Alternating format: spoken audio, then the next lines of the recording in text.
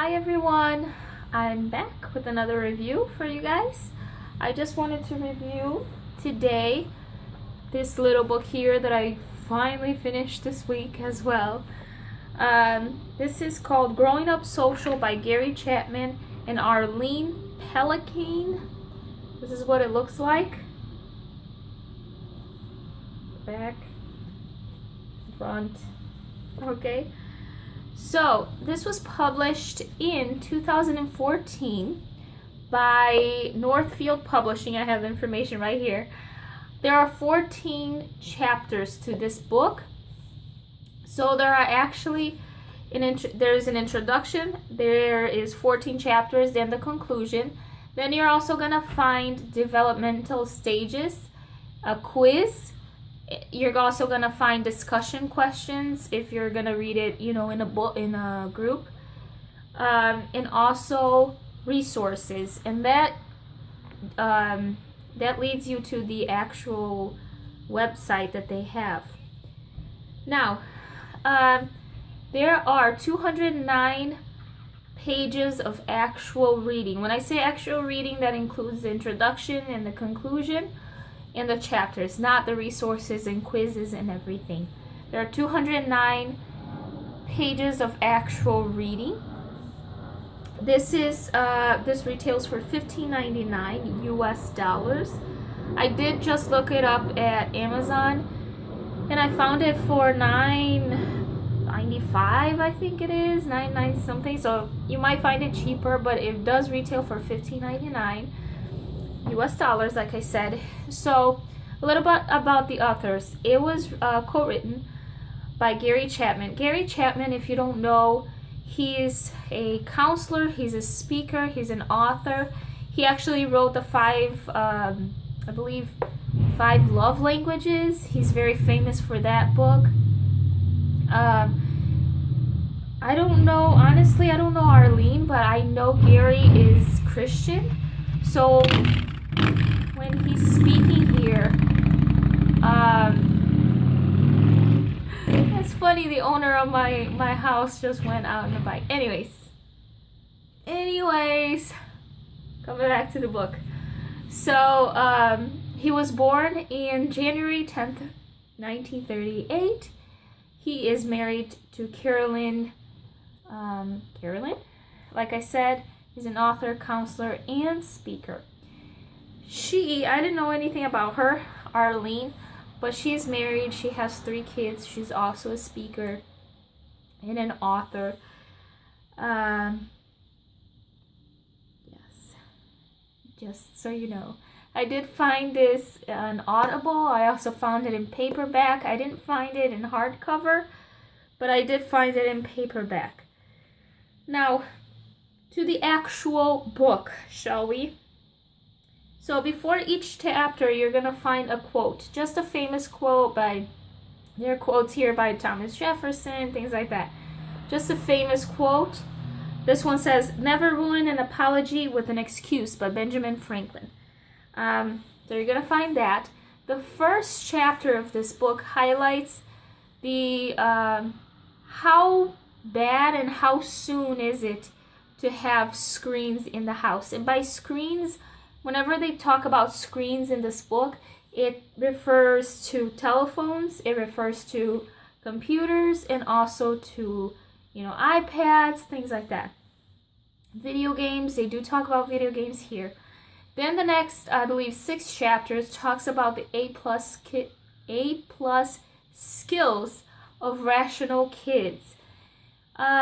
So every chapter, like the second chapter will talk about what the A+ skill is, and then the next 5 chapters talks about each skill. The last 7 chapters talks about screen versus what, like screen versus you, screen versus shyness, screen versus things like that.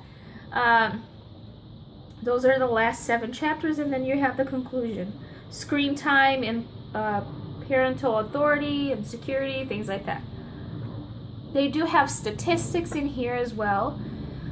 And they do have stories, which I didn't understand because he's a counselor, Gary's a counselor, I didn't understand if these stories were made up or if they were just from people that he has counseled, you know, during time, or during his, sometimes he goes out and he speaks. So I didn't understand if they were made up or if they weren't.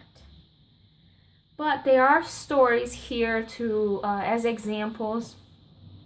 There are statistics as well. You can tell it was written by a counselor, by somebody that actually knows a little bit about psychology. You can tell. And it sometimes it'll give you, apart from reading, it'll give you like this: 8 ways to help your child finish homework. So it'll give you 8 ways for doing that.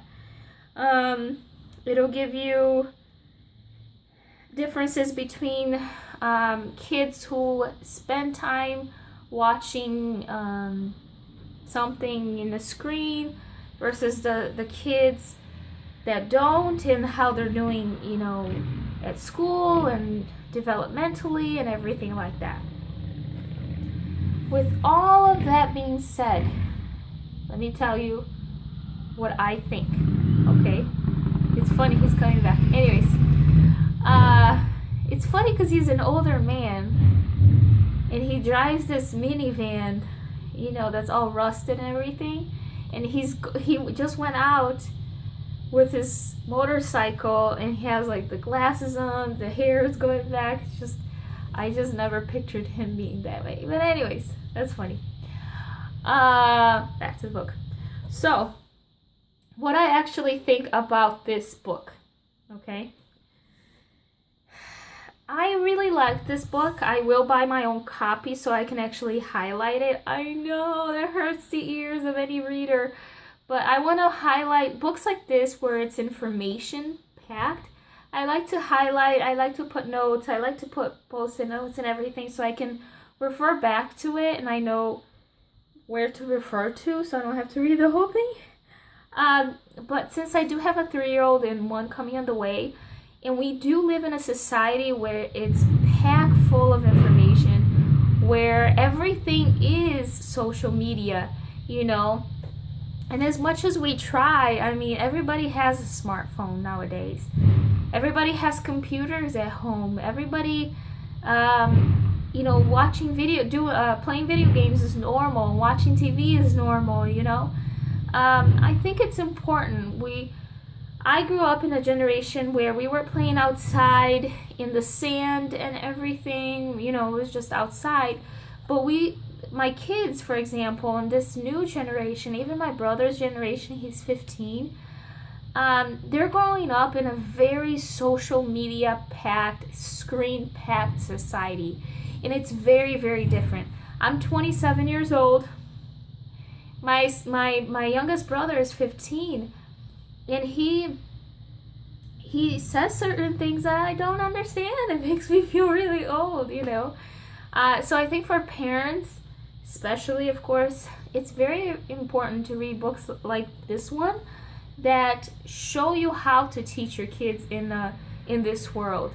And this book never tells you to make them not have any screens at home or not watch any shows or anything, but it does give you advice in how much is too much and how much they should be watching for each age group, and just how you should proceed. You know, if they are addicted already, if they are a certain age where you haven't been monitoring their screen time, how you can start and everything, just how to deal with your kids in this screen-packed world. So I did really like it.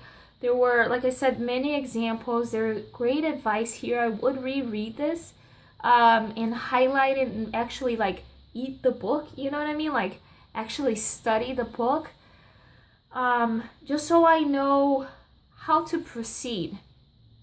Now, the stories, as far as the stories that they use, like I said, I don't know if these stories are real stories about people they have counseled or something, but they seem fake at times.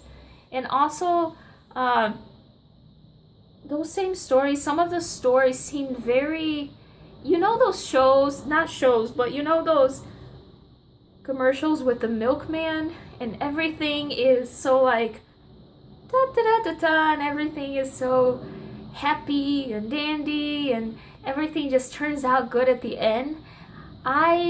Some of the stories were like that, Some of the stories were like, the child was addicted, and then the parents talked to them and explained in a very like fake way, I felt. And then the child learned his lesson and everything was good, So some of the stories I felt that were kind of fake. I don't know if they're real, so I'm sorry if they are, but I felt like they were kind of fake. Some of the conversations that the parents were having with the kids were kind of fake. I don't see them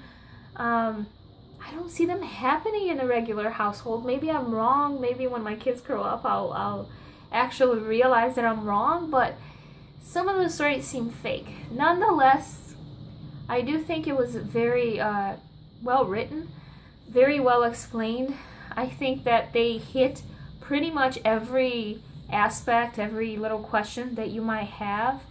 When they are giving examples about themselves and their own family, it'll like start being written, and it'll give you in parentheses Gary or Arlene, so you know which family they're talking about because they're talking about themselves.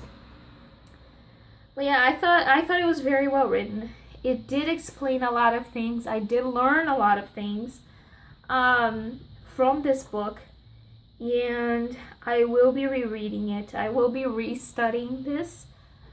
There isn't a lot of mention about God. I think maybe 2 or 3 times he mentioned God here and there. So if you're not Christian, if you're not religious at all, you're not going to feel like this is saturated with religious stuff. It is mostly as if it was a psychologist talking to you. It's as if you're in his office talking to you and giving you advice and things like that. So I really do recommend this for anybody who has kids, small, big, or if you're gonna have a child, or if you know somebody who has a child or whatever, or maybe just for yourself, because I believe it's the last chapter. It talks about how single parents should deal with their kids, because they are working more. And also how parents, you need to free yourself, and you need to be an example yourself for your kids, as far as screen goes and everything, so that they can follow it, so you can enforce the rules and gain back your home. So yes, I do recommend this book. I did really like it. And yes, people, yes, it's a beautiful day today. It has been cold for a while, and it should be really high with snow here in Chicago, but it's not. It's 60 degrees outside, so we are very, very happy today. Anyways, all right. So Gary Chapman and Arlene Pellicane, Growing Up Social. Buy it. Buy it. Buy it today. I need to go to sleep. Anyways, thank you for watching. Thank you for coming again. One more time for sticking through the end with me. And I hope you keep coming back. Please subscribe. Hit that like button if you like this video. Like I said, keep on coming back. And thank you so much. Have a blessed day. I'll see you later. Bye.